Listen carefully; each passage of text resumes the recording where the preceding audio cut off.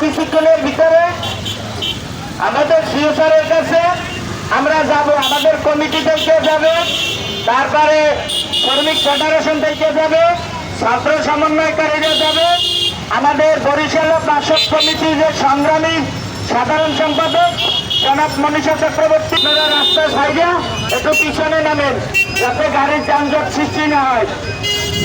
যদি আমাদের সিদ্ধান্ত আমাদের সিও স্যারে আমাদের দাবি মেনে নেয়, আলহামদুলিল্লাহ আমরা বাড়ি চলে যাব। যদি আমাদের দাবি না মেনে নেয়, তখন আমাদের পরিপ্রেক্ষিত যে সিদ্ধান্ত নিতে হবে আমরা সেই কঠোর শিক্ষা পদ্ধতি বাধ্য হব। তাই আপনারা কেউ এখান থেকে যাবেন না, ধৈর্য সহকারে এখানে বসবেন। ধন্যবাদ। সকলে রাস্তা ছেড়ে পিছনে আসেন।